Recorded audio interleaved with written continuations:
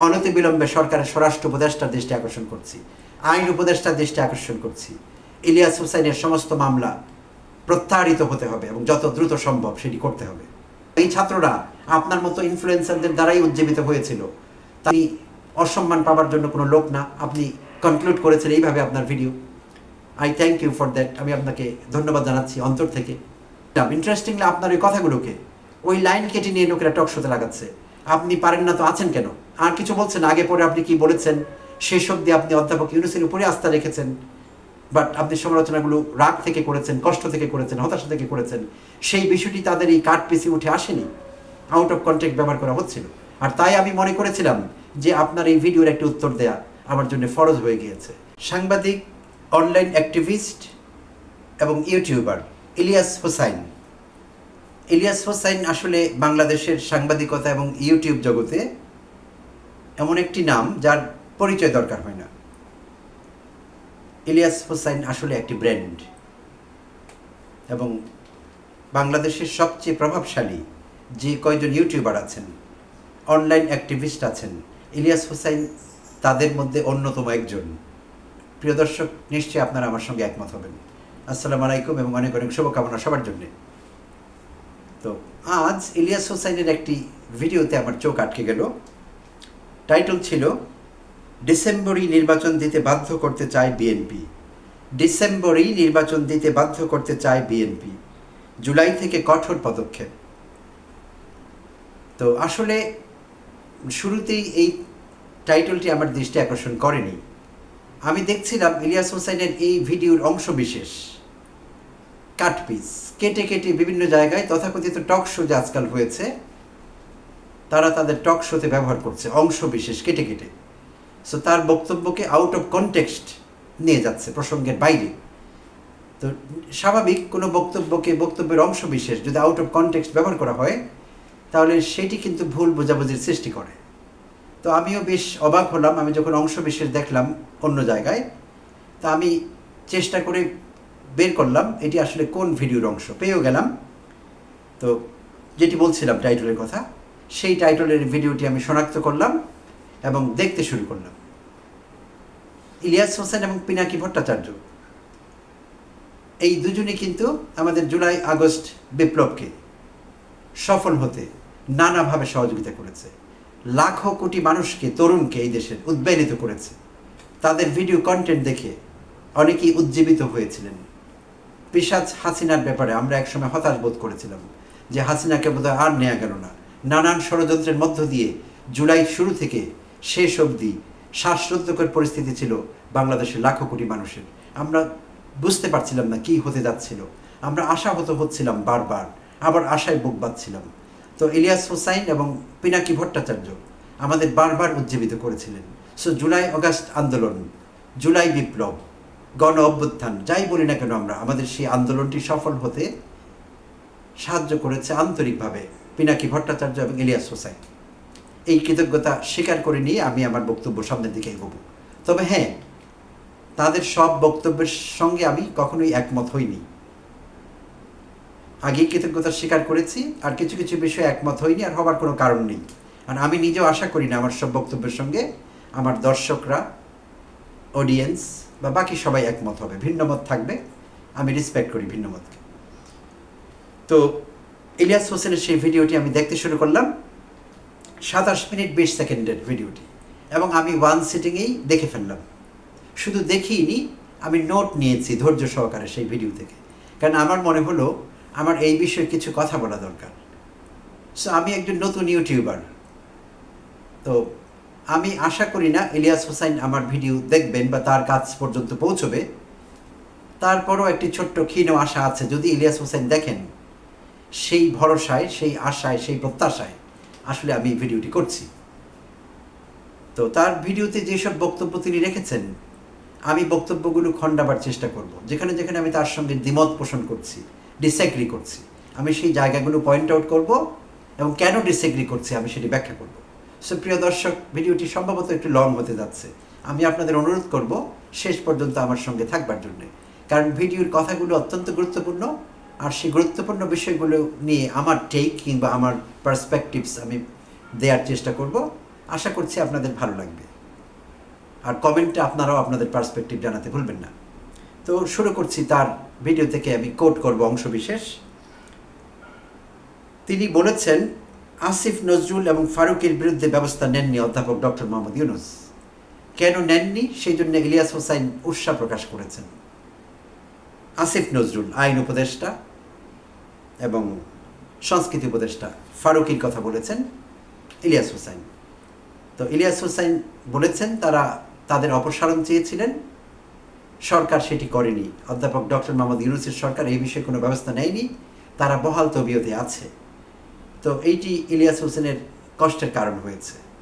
তো এই বিষয়ে আমি ইলিয়াসকে বলতে চাই, ভাই ইলিয়াস, আসিফ নজরুলের ব্যাপারে অনেক পক্ষ থেকে, অনেক মহল থেকে দাবি আছে, আপত্তি আছে, তার অপসারণের দাবি উঠেছে। আপনি একাই করেননি সেই দাবি।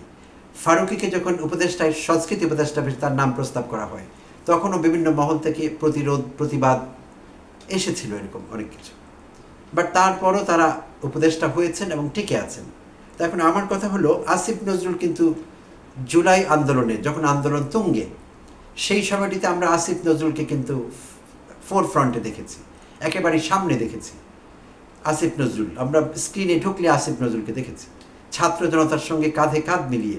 সেই সময় তিনি মাঠে ছিলেন, তার স্ট্রং একটি প্রেজেন্স আমরা সেই সময় ফিল করেছিলাম। তো এইটিও কি একটি কারণ নয় যে তার আবার লাখো কোটি লোক আবার তাকে চাইছেন? আপনি যেমন তার বহাল থাকাটা চাচ্ছেন না আপনার নিজস্ব পার্সপেক্টিভ থেকে, বা আমি চাইছি না, আরও 10 জন চাচ্ছেন না, কিন্তু লাখো কোটি মানুষ আবার তাকে চাইছেন। কেন চাইছেন? ওই সময়টা তাদের মনে আছে আসিফ নজরুল ফোরফ্রন্টে ছিলেন। তো এইটিও একটি কারণ হতে পারে যে অধ্যাপক ইউনূস তার বিষয়ে কোনো সিদ্ধান্তে আসতে পারেননি। ফারুকের কথা যদি বলি, সংস্কৃতি উপদেষ্টা, ফারুকী নির্মাতা হিসেবে নিশ্চয়ই অনেকেরই পছন্দের এই দেশের। লাখো কোটি মানুষ ফারুকীর নির্মাণকে, ফারুকী নাটক তৈরি করেছেন, মুভি বানিয়েছেন, সেগুলোর ভক্ত আছে ফারুকীর লাখো কোটি মানুষ। তার এই সাংস্কৃতিক যোগ্যতা, সাংস্কৃতিক দক্ষতা, পরিচালক হিসেবে, নির্মাতা হিসেবে নিশ্চয়ই অনেকে পছন্দ করছেন তাকে, আবার কেউ কেউ পছন্দ করছেন না। তো সেটিও তো একটি কারণ হতে পারে যে তার বিষয়ে অধ্যাপক ইউনূস বা তার সরকার চূড়ান্ত কোনো সিদ্ধান্তে আসতে পারেননি, তাই তারা বহাল আছেন শপথে। আর আমি আপনি যা চাইব, সবসময় সব বিষয়ে আমাদের চাওয়া তো পূরণ নাও হতে পারে। আচ্ছা, পরের পয়েন্টে আসি। আপনি ঘুষ বন্ধ করতে পারেননি কেন অধ্যাপক ইউনূস, সেই নিয়ে প্রশ্ন তুলেছেন, তা নিয়ে প্রশ্ন তুলেছেন। আপনি এই প্রসঙ্গে বলেছেন, 1-11 সরকারের চাইতেও এই সরকার অনেক বেশি ক্ষমতাধর। অধ্যাপক ইউনূসের সরকারকে আপনি 1-11 সরকারের চাইতেও ক্ষমতাধর মনে করেছেন, বলেছেন, এবং দাবি করেছেন যে ঘুষ কেন তারা বন্ধ করতে পারেনি, এটি তাদের অযোগ্যতা। তো আমি কিন্তু আমার চ্যানেলে একাধিক ভিডিওতে এই ঘুষ নিয়ে কথা বলেছি, ঘুষের বিরুদ্ধে শক্ত অবস্থান নিয়েছি। তো আমি এখানে বলতে চাচ্ছি যে আপনি এই যে 1-11 সরকারের চাইতে বেশি ক্ষমতাধর বলেছেন অধ্যাপক ইউনূসের সরকারকে, ইলিয়াস আসলে কি তাই বিষয়টি? 1-11 সরকার যখন ক্ষমতায় আসলো, সেটির নামই ছিল মিলিটারি ব্যাকড গভর্নমেন্ট, আর্মি সমর্থিত সরকার। আর সেনাবাহিনী, নৌবাহিনী, সব বাহিনীর লোকেরা রাস্তায় নেমে পড়ল, এমনকি ট্রাফিক পুলিশ পর্যন্ত সাইডলাইন হয়ে গেল। সেনাবাহিনীর এমপি যাদেরকে বলি আমরা, মিলিটারি পুলিশ, তারা রাস্তায় ট্রাফিক নিয়ন্ত্রণ করতে শুরু করলো, যানজট বন্ধ হয়ে গেল, কোথাও ড্রাইভাররা অনিয়ম করলো না, সব কিছু তারের মতো সোজা হয়ে গেল। কেন? আর্মি রাস্তায় প্রবল প্রতিপত্তি নিয়ে। আর্মি বা অন্যান্য বাহিনীর সদস্যরা অপরাধীদের মনে, কিংবা উশৃঙ্খলতা যারা সৃষ্টি করে তাদের মনে, দুর্নীতিবাজদের মনে একটা ভয় ধরিয়ে দিল, আতঙ্কের সৃষ্টি করলো। তারা যখন তখন যাকে তাকে গ্রেপ্তার করলো, যাকে তাকে উল্টো ঝুলালো, মাথার নিচের দিকে পা উপরের দিকে। বহু লোকের এই দশা হয়ে গেল। সেনাবাহিনীর ভয়ে সেই সময় ফিল্ডে যারা ছিলেন, আইনশৃঙ্খলা রক্ষাকারী বাহিনীর সদস্য, অন্যান্য বাহিনী, তাদের ভয়ে বহু লোক তাদের দামি গাড়ি রাস্তায় ফেলে দিল। গাড়ির মালিকানা দাবি করার লোক থাকলো না, কোটি কোটি টাকা দামের গাড়ি রাস্তায় পড়ে থাকলো, মালিক পাওয়া যাচ্ছিল না। টাকা ভর্তি বস্তা, ছালা কালভার্টের নিচে, ব্রিজের নিচে, সড়কের পাশে পাওয়া গেল। বাসায় লোক টাকা রাখতে রাজি হচ্ছিল না। যেসব দুর্নীতিবাজ কুলাঙ্গার বস্তায় বস্তায় টাকা বাসায় জমা করেছিল, তারা সেই টাকা বাসার বাইরে বের করে দিল। শুধু ইয়ানাপসি ইয়ানাপসি বলতে থাকলো তারা। তো সেই ছিল 111-এর সরকার, আর্মি ব্যাকড সরকার, আর্মির সহযোগিতা দিয়েছে পুরো সরকারটিকে, পুরো টার্মটিকে। তো ভাই ইলিয়াস, অধ্যাপক ইউনূসের সরকার কি সেরকম শক্ত কোনো সরকার ছিল শুরুতেই? প্রথমত একটি ভঙ্গুর অর্থনীতি, ভঙ্গুর প্রশাসনিক অবস্থা, ভঙ্গুর আইন শৃঙ্খলা পরিস্থিতি, এইরকম একটি সিচুয়েশনে অধ্যাপক ইউনূস দায়িত্ব নিলেন। তিনি বেসামরিক লোক, তার রাজনীতির কোনো পূর্ব অভিজ্ঞতা নেই। চোর ডাকাত ছিনতাইকারী যারা দুর্বৃত্ত তাদের তিনি চেনেন না। আর ডে 1 থেকে সেনাবাহিনীকে আসলেই তাকে সহযোগিতা করেছিল সেভাবে? পুলিশ প্রশাসন তো ভেঙে পড়েছিল, কার্যত পুলিশ বলতে কিছু ছিল না। এখন থেকে 6 মাস আগে পর্যন্ত, 5 মাস আগে পর্যন্ত পুলিশ বলতে কিচ্ছু ছিল না।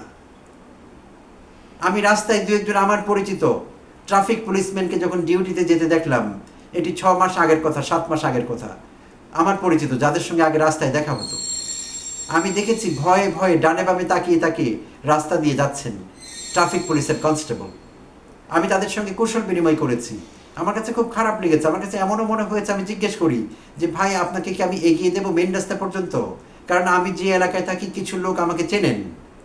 সো সেই ট্রাফিক পুলিশ সদস্যের যদি কোনো বিপদ হয়, পুলিশের ইউনিফর্ম দেখে তার উপর যদি কেউ উত্তেজিত হয়ে তাকে আক্রমণ করে, আমি তাকে বাঁচাতে পারবো, এই কনফিডেন্স আমার ছিল। আমি সাহায্য অফার করেছিলাম 2-1 পুলিশম্যানকে, যে আপনার কোনো সমস্যা হচ্ছে কিনা। 2-1 পুলিশ অফিসারকে আমি বলেছিলাম আপনার নিরাপত্তার কোনো সমস্যা হচ্ছে কিনা, বাসায় থাকতে পারছেন কিনা, আপনার পরিবার নিরাপদে আছে কিনা। অর্থাৎ পুলিশ প্রশাসন সম্পূর্ণ ভেঙে পড়েছিল। তাহলে পুলিশ প্রশাসনের লোকেরা অ্যাবসেন্ট, পুলিশম্যানরা রাস্তায় নেই, দারোগা ইন্সপেক্টররা পালিয়ে আছেন, অনেকে মামলা খেয়েছেন, ইয়ানাপসি করছেন। সেই সময়ে সেনাবাহিনী বাইরে। সেনাবাহিনী কি তাদের দায়িত্বটি সেভাবে পালন করেছে? একটা সময় তারা ম্যাজিস্ট্রেসি পাওয়ারও পেয়ে গেল, সেই পাওয়ারটা কি তারা অ্যাপ্লাই করেছে? ঘুষখোরদের এসিল্যান্ডের অফিসে গিয়ে কোনো এসিল্যান্ডকে হাতে নাতে ধরে ফেলেছে? সিভিল অ্যাডমিনিস্ট্রেশনে যেখানে যেখানে ঘুষ চলে সেখানে গিয়ে হঠাৎ করে হাজির হয়েছে? থানার দারোগাদের ইন্সপেক্টরকে, ওসিকে গিয়ে হঠাৎ ধরে ফেলেছে, ধরে লটকে দিয়েছে? এরকম কোনো সিচুয়েশনকে আমরা দেখেছি? দেখিনি। আসলে সেইভাবে সহযোগিতা করেইনি সেনাবাহিনী। সেনাবাহিনী আমাদের গর্বের জায়গা, সেনাবাহিনীকে নিয়ে আমরা গর্ব করি, জাতীয় প্রতিষ্ঠান। সেনাবাহিনীর বিরুদ্ধে আমার বলবার কিচ্ছু নেই, আমি বলছিও না। হ্যাঁ, সেনাবাহিনী প্রধানের ব্যাপারে বক্তব্য আছে, সেটি এই ভিডিওতে বলবো না, আগেও বলেছি। বাট সেনাবাহিনী অ্যাজ আ হোল তাদের বিষয়ে আমাদের কোনো বক্তব্য নেই। বাট সেনাবাহিনী মাঠে তখনই ক্রিয়াশীল থাকবে, তখনই কার্যকর ভূমিকা পালন করবে যখন উপর থেকে হাই কমান্ড তাদেরকে সেভাবে বলে দেবে যে আমরা কিচ্ছু চাই না, আমরা দুর্নীতি দমন চাই, দুষ্কৃতিকারীদের উল্টা করে ঝুলাও, এরকম চাই। তবেই তো আপনি দেখতে পেতেন 111-এর চাইতে বেশি অ্যাকশন, সমান না হলেও। তো সেনাবাহিনী কি আসলে সেভাবে কাজ করতে পেরেছে বা কাজ করেছে? ম্যাজিস্ট্রেসি ক্ষমতা থাকা সত্ত্বেও করেনি। সিভিল অ্যাডমিনিস্ট্রেশন বা বেসামরিক প্রশাসন অধ্যাপক ইউনূসের সরকারকে সহযোগিতা করেছে? করেনি। এখনও তো বিভিন্ন জায়গায় হাসিনা লেসপেন্সাররা বসে আছে, সচিব থেকে শুরু করে যুগ্ম সচিব, অতিরিক্ত সচিব, ডেপুটি সেক্রেটারি, অ্যাসিস্ট্যান্ট সেক্রেটারি, কে নেই? হাসিনার লোকই তো তারা। কজন অধ্যাপক ইউনূসের আমলে নিয়োগ পেয়েছে নতুন ফ্রেশ ব্লাড বিপ্লবী? সবই তো হাসিনার। এখন আপনি বলতে পারেন ইউনূস তাদের রাখলেন কেন? বলা সহজ, কাজটি করা কিন্তু কঠিন। রাতারাতি শত শত হাজার হাজার সরকারি অফিসারকে বিদায় করে সেই জায়গা পূরণ করা কি সহজ ছিল? ছিল না। তাই আপনি যে ঘুষের কথা বলছেন, যে ঘুষকে আমিও খুব অপছন্দ করি, আমি চাইছি ঘুষ বন্ধ হয়ে যাক পুরোপুরি, সেটি তো বন্ধ হয়নি, বেড়েছে। কেন বেড়েছে? শুধু যে জনতা এবং পুলিশ ঘুষের মধ্যে ইনভলভ ছিল এরকম না, আরেকটি পার্টি যুক্ত হয়েছে। আমার কাছে প্রমাণ আছে, আমার আগের ভিডিওগুলোতে আমি বলেছি। বিএনপির বিভিন্ন সংগঠন, ছাত্রদল, যুবদল, তারাও যুক্ত হয়েছে স্থানীয় পুলিশের সঙ্গে। তারা পুলিশকে ফাঁক ফোকর চেনাচ্ছে, তারা অন্যের, তাদের প্রতিদ্বন্দ্বী, রাজনৈতিক প্রতিদ্বন্দ্বী, ব্যক্তিগত ঈর্ষা যাদের বিষয় আছে, প্রতিহিংসা, তাদের বাড়ি নিয়ে যাচ্ছে পুলিশকে, রাস্তা দেখাচ্ছে। কোত্থেকে টাকা আসবে, চাপ দিলে টাকা পাওয়া যাবে, সেই উৎসব বিএনপির লোকেরা দেখাচ্ছে পুলিশকে। এবং পুলিশ বিএনপি ভাই ভাই হয়ে এখন চাঁদাবাজি করছে, ঘুষ লেনদেন করছে রাস্তাঘাটে বিভিন্ন জায়গায়। তো এই যখন অবস্থা, তখন একজন অধ্যাপক ইউনূস কি করতে পারেন? তার কাছে এই আশা করা, আমি ইলিয়াস ভাইকে বলছি, এটা কি সঙ্গত? না, সঙ্গত না। এটি তো অন্যায় করা হবে ইউনূস সরকারের প্রতি। এই সরকার কখনোই ক্ষমতাশালী ছিল না, কখনোই পাওয়ারফুল গভর্নমেন্ট ছিল না, এটি আর হবার কোনো কারণও ছিল না। পূর্ব শর্তগুলো পূরণ হয়নি। একটি সরকার, একটি প্রশাসনকে শক্তিশালী হতে হলে যে প্রিকন্ডিশনসগুলো থাকে, যে প্রিরেকুইজিটসগুলো থাকে, সেগুলো ফুলফিলড হয়নি। তাই ইউনূস সরকার ১/১১ সরকারের চাইতে বেশি শক্তিশালী। ইলিয়াস ভাই, আমি দুঃখিত, I strongly disagree with you. আমি আপনার সঙ্গে ডিসএগ্রি করছি। ঠিক না এটি। আপনি খুব সিম্পলিফাই করেছেন বিষয়টিকে, অতি সরলীকরণ করেছেন, আবেগ থেকে হয়তো করেছেন, বাট এটি ঠিক হয়নি। আপনার কাছে এই প্রত্যাশা ছিল না। তারপর আপনি বলেছেন কিছুই বোঝেন না তো আপনার থাকার দরকার কি। এই তো বিএনপির সালাউদ্দিনের মতো কথা হয়ে গেল। আপনার ভিডিওতে আপনি সালাউদ্দিনের ব্যাপারে কথা বলছিলেন। সো আমার তো মনে হচ্ছিল সালাউদ্দিন কথা বলছে, ইলিয়াস ভাই কথা বলছে, আমার তো মনে হয়নি। আপনি তো অধ্যাপক ইউনূসকে এই সুরে এইভাবে কথা বলবেন না। হ্যাঁ, আপনি ভুল ত্রুটিগুলো ধরিয়ে দিবেন। আপনার ভিডিওতে আপনি চমৎকারভাবে বিভিন্ন জায়গায় উল্লেখ করেছেন যে আমার কাজ ভুল ধরিয়ে দেবেন। আপনি বলেছেন বিএনপি ক্ষমতা আসলে আপনি একই কাজ করে যাবেন। আমার বিশ্বাস আছে আপনার উপর, নিশ্চয়ই আপনি এভাবেই কাজ করবেন, চোখে আঙুল দিয়ে ভুলগুলো দেখিয়ে দেবেন। কিন্তু অধ্যাপক ইউনূসের সরকার নানাভাবে অলরেডি দুর্বল, তাদেরকে দুর্বল করা হয়েছে। সো মরার উপর খাড়ার ঘা হয়ে দাঁড়াবে আপনার এরকম বক্তব্য, সেটি তো আপনি করতে পারেন না। আর যাকে আপনি এই কথা বলছেন আপনি যান, তিনি থাকবার জন্য আসেননি তো ইলিয়াস ভাই। এই কথা তো আমার চাইতে আপনার অনেক ভালো জানবার কথা। ডক্টর ইউনূস যেই সময় যুক্তরাষ্ট্র ছেড়েছিলেন, যুক্তরাষ্ট্রের অধ্যাপনা, আলো ঝলমল জীবন, উজ্জ্বল ভবিষ্যৎ ছেড়ে যখন সেই গ্রামের চট্টগ্রাম বিশ্ববিদ্যালয়ে এসে অধ্যাপনা শুরু করেছিলেন, কোন লোভে? যুক্তরাষ্ট্রে তখন তিনি পিএইচডি করছিলেন স্বাধীনতা পূর্ববর্তী সময়ে। তখন তিনি স্টেট থেকে স্টেটে ছুটে গিয়েছিলেন, বিভিন্ন টিভি মাধ্যমে, সংবাদপত্র মাধ্যমে, ইংরেজিতে প্রেস রিলিজ লিখে নিয়ে গিয়েছিলেন মুক্তিযুদ্ধের পক্ষে। স্টেট টু স্টেট তিনি ঘুরেছেন, বিভিন্ন স্টেটে বিভিন্ন দপ্তরে তিনি দৌড়দৌড়ি করেছেন। কেন? কার স্বার্থে? এই কথাগুলো তো অধ্যাপক ইউনূসের প্রেস উইং কখনো প্রচার করেনি। বাংলাদেশের যেসব দুর্বৃত্তরা, যেসব চোরেরা, যেসব ডাকাতেরা, যেসব মিথ্যেবাদীরা অধ্যাপক ইউনূসকে ছোট করার চেষ্টা করছে, তিনি কবে কি করেছেন, জনগণের পক্ষে কবে দাঁড়িয়েছেন, দেশের প্রতি তার কি ভূমিকা, যেসব গুন্ডারা এসব কথা প্রচার করছে, তারা তো ইচ্ছে করে করছে। তো সেই অধ্যাপক ইউনূস, মুক্তিযুদ্ধ সংগঠক, বিদেশে থেকে নিজের টাকা খরচ করে, হাজার হাজার ডলার খরচ করে তাকে এইসব কাজ করতে হয়েছে, লোককে অর্গানাইজ করতে হয়েছে বিভিন্ন জায়গায়, সেটি তিনি করেছেন।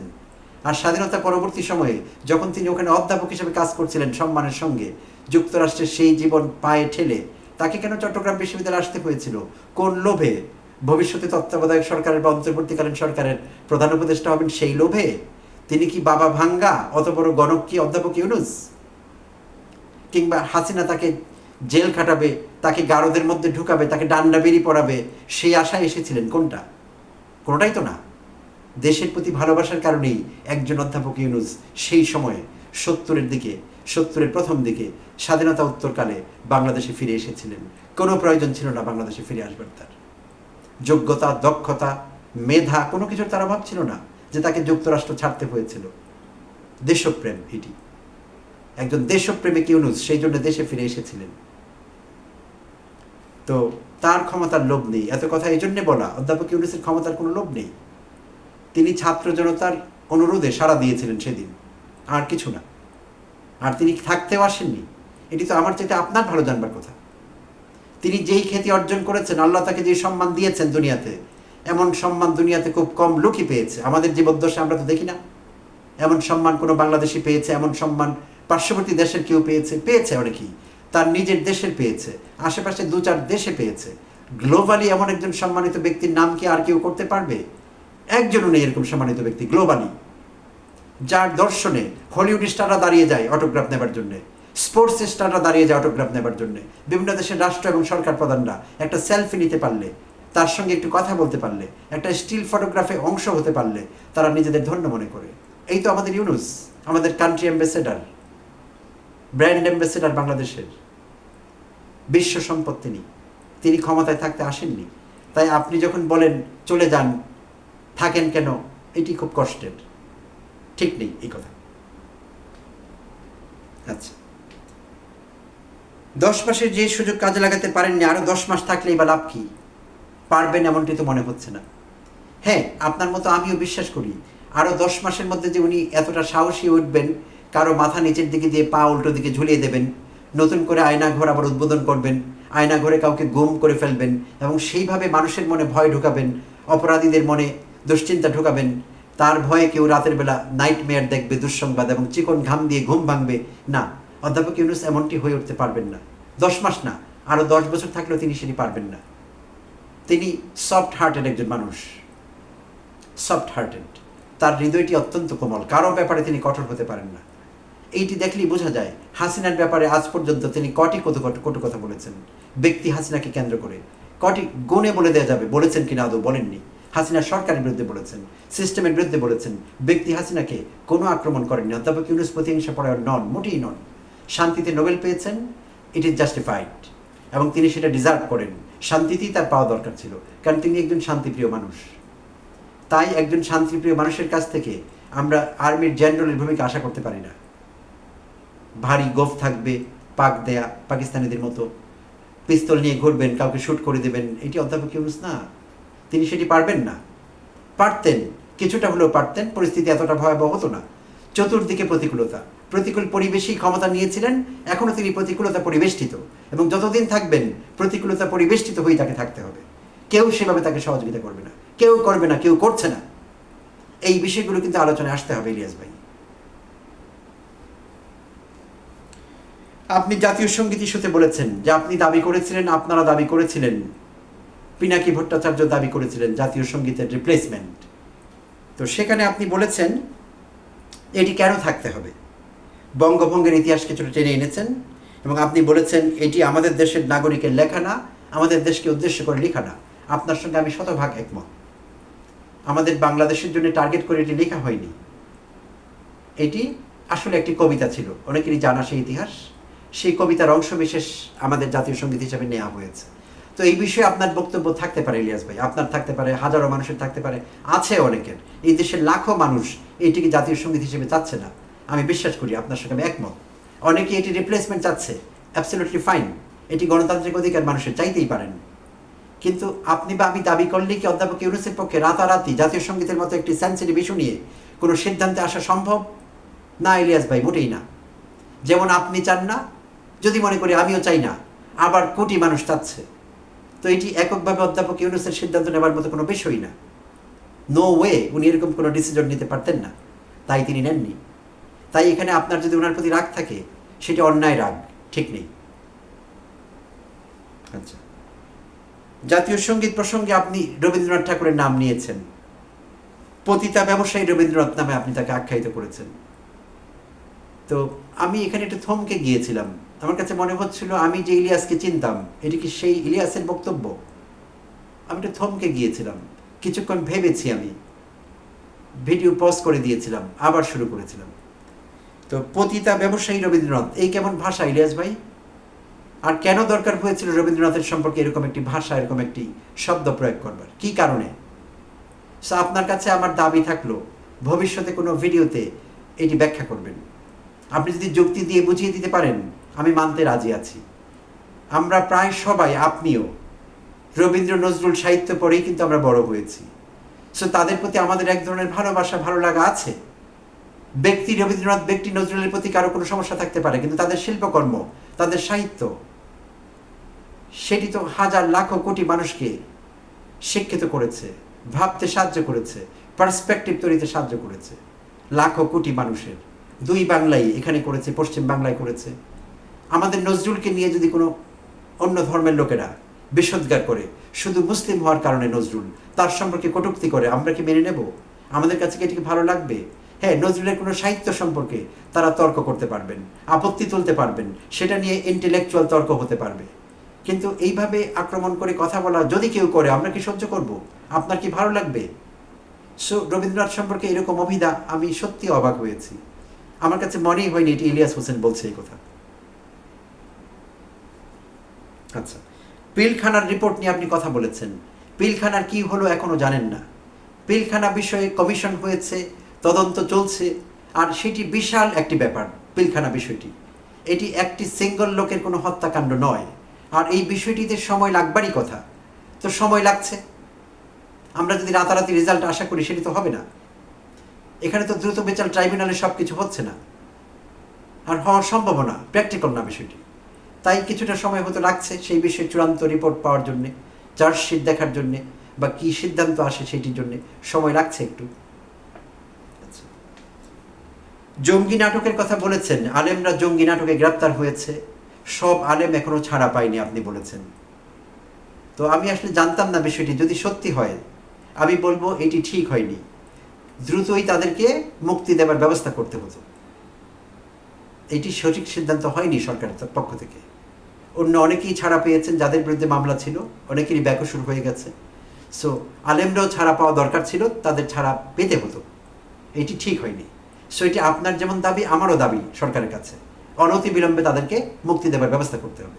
কারণ আমরা জানি কি পরিস্থিতির মধ্য দিয়ে তারা জেলে গিয়েছিলেন। হাসিনার জঙ্গি নাটকগুলোর কথা আমরা ভুলে যাইনি। আর আপনি জেলখানায় আপনার প্রশংসাই করতে হয়, আপনাকে কেউ গৌরব অফার করেছিল, আপনার কোনো ভক্ত ফলোয়ার, এই দেশের অনেক মানুষ আপনাকে ভালোবাসে, অনেকে এতই ভালোবাসেন যে আপনার জন্য হয়তো জীবন দিতে কিংবা নিতেও পারবেন আমার মনে হয়। তো তারা কেউ আপনাকে ঈদ উপলক্ষে গরু অফার করেছিল যে আপনার কয়েকটি গরু দরকার কিনা। সো আপনি নেননি, আপনার মতো লোকের এই লোভ থাকবার কথাও না, আপনি নেননি। আপনি বলেছেন না আমার গরু চাই না। আপনার এলাকার গরিবের জন্য বলা হয়েছিল সেটিও আপনি বলেছেন, এলাকার নিজস্ব লোকেরাই সেটা কাভার করছে, যারা পাচ্ছেন না খেতে তাদের খাওয়ার ব্যবস্থা করছে, গরুর মাংস থেকে শুরু করে সব কিছু তাদের দেয়া হচ্ছে। আপনি সুন্দরভাবে সেটা প্রত্যাখ্যান করেছেন। তবে জেলখানায় যারা আছেন, যেই আলেমদের কথা বলা হয়েছে, তাদের জন্য আপনি বোধহয় গরুর মাংস পাঠাবার ব্যবস্থা করেছিলেন, সেই গরু রিসিভ করে গরুর মাংস পাঠাবার ব্যবস্থা করেছিলেন, সেইটি আপনি বলেছেন। আপনার এই মহানুভবতা, আপনার এই মানবিকতা বোধ আমি প্রশংসা করি। এবং সঙ্গে আপনি বলেছেন এটি তো অধ্যাপক ইউনূসের করবার কথা ছিল। ইলিয়াস ভাই, আই ডিসএগ্রি উইথ ইউ। অধ্যাপক ইউনূসের এটি কাজ না, জেলখানায় কারা কারা আছে সেখানে গরুর মাংস পৌঁছে দেয়া, এটি তার কাজ না। তার আরও গুরুত্বপূর্ণ যেসব কাজ আছে সেগুলোই তিনি করতে পারছেন না। 84 বছর বয়স্ক একজন মানুষ, তিনি যা করছেন, যতটুকু গুছিয়ে করতে পারছেন, তাতেও আমি বিস্মিত হই মাঝে মাঝে।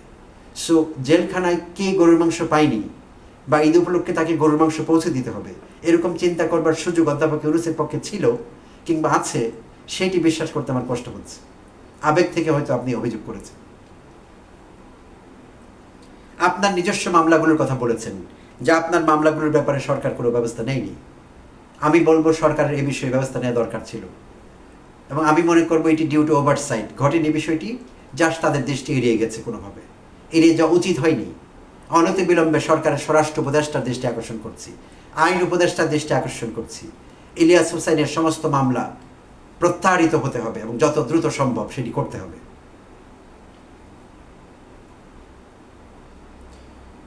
বিএনপি বিষয়ে আপনি কথা বলেছেন, বিএনপিকে আপনি সতর্কতা দিয়েছেন, আমি প্রশংসা করি। বিএনপির সতর্কতা প্রয়োজন আছে। আমিও আমার চ্যানেল থেকে অনেক ভিডিও বানিয়ে তাদের সতর্ক করছি। কেউ কেউ আপাত দৃষ্টিতে সেগুলো বিএনপি বিরোধিতা মনে করতে পারে, কিন্তু আসলে না। আমি তাদের বন্ধু হিসেবে কাজ করেছি, ভুল ত্রুটিগুলো দেখিয়ে দেওয়ার চেষ্টা করেছি। তা আপনিও বলেছেন যে তারা প্রচণ্ড রকমের চাঁদাবাজি করছে, আপনি তাদের সতর্ক করেছেন। তাদের বলেছেন যে এপ্রিল পর্যন্ত, যদি নির্বাচন এপ্রিলে হয়, সেই পর্যন্ত বিএনপি যেই হারে চাঁদাবাজি করছে, যা কিছু করছে, বিএনপির অস্তিত্ব কোথায় গিয়ে দাঁড়াবে এবং এই ভোটের রাজনীতিতে তাদের অবস্থা কি হবে, সেটি খুব চিন্তায় ফেলে দিয়েছে আপনাকে। আপনি বলেছেন, আমিও বিষয়টি নিয়ে চিন্তিত। এবং আপনি বলেছেন যে অধ্যাপক ইউনূস এইটি বাধা দেয়নি কেন, বিএনপির চাঁদাবাজি উনি দূর করতে পারতেন না। উনি পারতেন না, শুরুতে আমি খণ্ডন করেছি, পারতেন না উনি, কারণ পুলিশ প্রশাসন ছিল না অন্তত 5 মাস 6 মাস। যাও এসেছে তারা অতটা অ্যাক্টিভ না, এখনও তাদের মধ্যে কনফিডেন্স সেভাবে কাজ করছে না। তারা বিএনপির সঙ্গে মিলে গিয়েছে, কারণ তারা বুঝতে পেরেছে, তাদের ইনটুইশন বলেছে, তাদের ভবিষ্যৎবাণী করবার ক্ষমতা তাদের বলে দিয়েছে বিএনপি ক্ষমতায় আসবে। তাই বিএনপির হয়ে তারা কাজ করছে মিলেমিশে, তাই চাঁদাবাজি বন্ধ হচ্ছে না। আর সেনাবাহিনী সেভাবে সহযোগিতা করছে না, যেমনটি আমি আগে বলেছিলাম। তাই বিএনপির এই চাঁদাবাজি বন্ধ করবার ক্ষমতা অধ্যাপক ইউনূসের আসলে ছিল না।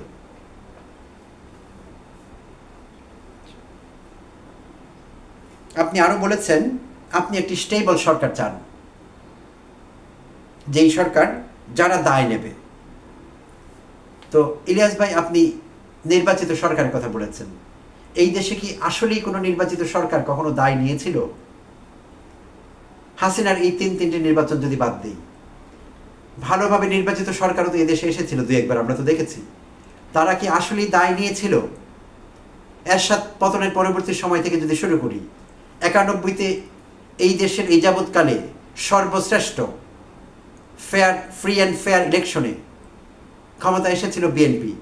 91 থেকে 96 তারা ক্ষমতায় ছিল। তারা কি দ্বিতীয়বার ক্ষমতায় আসতে পেরেছিল?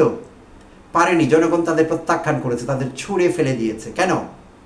ওই যে আপনি বলেছিলেন এমন সরকার চাই যারা দায় নেবে, বিএনপি দায় নিতে পারেনি ইলিয়াস ভাই, তাই জনগণ তাদের প্রত্যাখ্যান করেছিল, ছুঁড়ে ফেলে দিয়েছিল। তারা আবার তাদের অপছন্দের আওয়ামী লীগকে ক্ষমতায় এনেছিল। জনগণ আবার স্বপ্ন দেখতে শুরু করেছিল যে 96 থেকে 2001 এই টার্মটি, এই 5 বছর আওয়ামী লীগ সরকার বিএনপির ভুলগুলো থেকে শিক্ষা নিয়ে ভালো দেশ চালাবে, জনগণকে সুশাসন দেবে, গুড গভর্নেন্স প্রতিষ্ঠিত হবে এই দেশে। হয়েছিল কি ইলিয়াস ভাই? আওয়ামী লীগ এসে আরও খারাপ হয়ে গেল, ওয়ার্স দেন বিএনপি হয়ে গেল। তখন মানুষ আবার বিএনপির অতীতের দুষ্কর্মগুলো ভুলে গেল, ভুলে গিয়ে আবার 2001-এ তারা বিএনপিকে নিয়ে আসলো। বিএনপি কি 2001 থেকে শুরু করে তাদের 10 ইয়ার শেষ হওয়ার আগ পর্যন্ত তারা কি ভালো শাসন করেছে? সেটি কি গুড গভর্নেন্স ছিল? যদি থাকতো তাহলে তারা পরের টার্মে নির্বাচনে জিতে আসতে পারেনি কেন ইলিয়াস ভাই? পারবে না, কারণ রোলার কোস্টারের মতো একটি বিষয়। জনগণ নিষ্পেষিত হতে হতে, দুঃশাসনের শিকার হতে হতে আল্লাহর কাছে প্রার্থনা করে থাকে, হে আল্লাহ এই সরকারকে বিদায় করো, ভোট দিয়ে নতুন কাউকে আনি। যারা আসে তারা আরো বড় দুর্বৃত্ত হয়ে ওঠে, তখন তারা আবার আল্লাহর কাছে প্রার্থনা করে, আল্লাহ বিপদে পড়ে যান যে কি করব এদের জন্য। সো ইলিয়াস ভাই, এই রোলার কোস্টারের মধ্য দিয়ে কিন্তু আমরা যাচ্ছি। 53-54 বছর এরকম রোলার কোস্টারে কিন্তু এই দেশে চলেছে। তাই আপনি যেটি বললেন যে যেই সরকার দায় নেবে, অর্থাৎ আপনি নির্বাচিত সরকার মেন করেছেন, অর্থাৎ দ্রুত নির্বাচন চাইছেন আপনি এখন। তো দ্রুত নির্বাচন হয়ে গেল, একটি সরকারও ক্ষমতায় আসলো, আমরা কি সুশাসন ফেরত পাবো? I bet no, it never happened and won't happen. ঘটেনি, ঘটবে না। কেন ঘটবে না? সেই লোকগুলি ক্ষমতায় আসছে যাদের আমরা চিনি, যারা আগে ক্ষমতায় ছিল। সো গুড গভর্নেন্স আমরা আশা করতে পারি না ইলিয়াস ভাই। সো এই যে আপনার আশা, আমার ভয় হয় আশা হই না থেকে যায়, বাস্তবায়ন কখনো না হয়। কিন্তু আমি চাই বাস্তবায়ন হোক, হলে আমি অনেক খুশি হব। এমন একটি দেশেরই আপনার স্বপ্ন দেখি, যেই দেশে সুশাসন প্রতিষ্ঠিত হবে, দুঃশাসন দূর হয়ে যাবে, অপসারিত হবে, দূরীভূত হবে। আচ্ছা, আপনি সর্বশেষ আপনার ভিডিও শেষ করেছেন, ছাত্রদের প্রতি কৃতজ্ঞতা জ্ঞাপন করেছেন যে ছাত্রদের জন্য আপনার ভালোবাসা, সম্মান, শ্রদ্ধা সবসময় থাকবে। তাদের সমালোচনা আপনি করেছেন, সেই অধিকার আপনার আছে। কারণ শুরুতে আমি বলে নিয়েছিলাম, এই ছাত্ররা আপনার মতো ইনফ্লুয়েন্সারদের দ্বারাই উজ্জীবিত হয়েছিল। তাদের শক্তি, সামর্থ্য, সাহস ধরে রাখতে পেরেছিল শেষ অবধি। হাসিনা খেদাও আন্দোলনের এই লড়াইতে, এই যুদ্ধে শেষ অবধি, শেষ মিনিট পর্যন্ত, 5 অগাস্ট দুপুর পর্যন্ত তারা তাদের মনোবল ধরে রাখতে পেরেছিল আপনার মতো ইলিয়াসের জন্য, পিনাকি ভট্টাচার্যের জন্য। এটি সত্যি কথা, কেউ এটি অস্বীকার করতে পারবে না, করাটা ঠিক হবে না, সত্যের অপলাপ হবে সেটি। তো আপনি ছাত্রদের প্রতি ভরসা রেখেছেন, আপনি বলেছেন তাদের প্রতি সম্মান, শ্রদ্ধা, ভালোবাসা থাকবে। অধ্যাপক ইউনুসকেও আপনি বলেছেন যে যা কিছু হয়েছে তারপরও তার প্রতি আপনার সম্মান আছে এবং তিনি অসম্মান পাবার জন্য কোনো লোক না, আপনি কনক্লুড করেছেন এইভাবে আপনার video. I thank you for that. আমি আপনাকে ধন্যবাদ জানাচ্ছি অন্তর থেকে। তো আপনার কষ্টগুলোর কথা আমি বুঝতে পারছি, আপনার কষ্টের কারণেই আপনি এসব কথা বলেছেন যেগুলো আপনি বলেছেন। তো যেটি আমি বলছিলাম, ইন্টারেস্টিংলি আপনার ওই কথাগুলোকে, ওই লাইন কেটে নিয়ে লোকেরা টক শোতে লাগাচ্ছে। আপনি পারেন না তো আছেন কেন?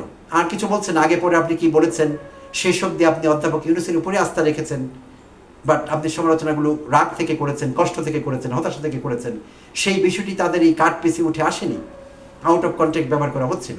আর তাই আমি মনে করেছিলাম যে আপনার এই ভিডিওর একটি উত্তর দেয়া আমার জন্য ফরজ হয়ে গিয়েছে, তাই আমি সেটি করেছি। ধন্যবাদ সবাইকে। ইলিয়াস ভাই, আপনাকেও ধন্যবাদ যদি আপনি আমার এই ভিডিও দেখে থাকেন।